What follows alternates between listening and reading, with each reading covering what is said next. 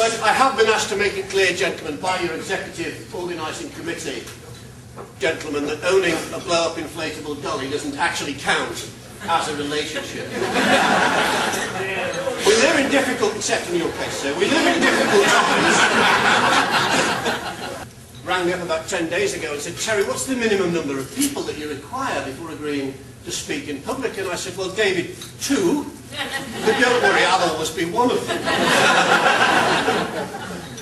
Before I go any further, I'm going to say something now, to which the gentlemen, just like a quick word, the gents to one side, if I may.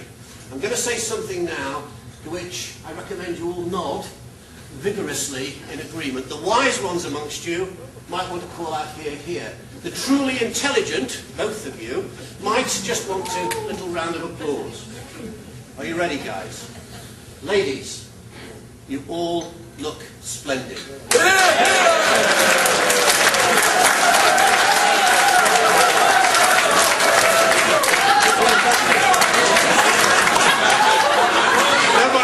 Nobody wants to spend the next 3 months at the North Pole, do they? The hair, the makeup, the outfits.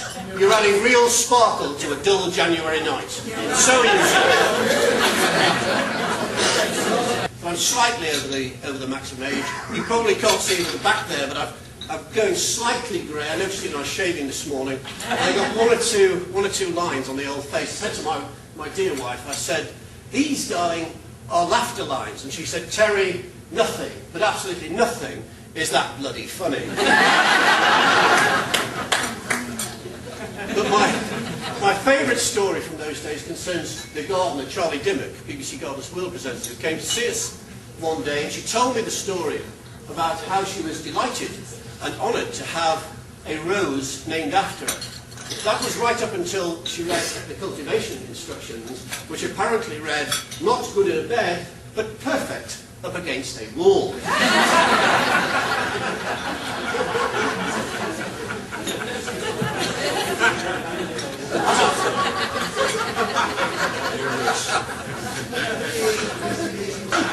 I said, well, describe him to me, David. And David said, well, you've heard of your Italian stallion? I said, oh yes, I heard about it. He said, well, this is more your Italian galleon.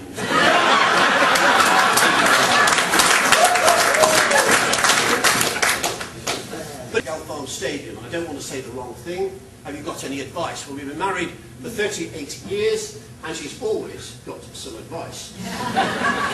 And ladies, I think this is your opportunity to start nodding, as I asked the gentleman to do. I said, what's your advice? Just jot this down. She said, well, remember 2 key things about the difference between men and women. I said, what are they? This is for my speech. She said, well, remember, women have to work twice as hard as men to be thought half as good. Okay. Luckily, she said, Terry, this isn't very difficult. I said, what's the other? She said, well, remember that God gave men both a penis and a brain, but only enough blood supply to run one of them.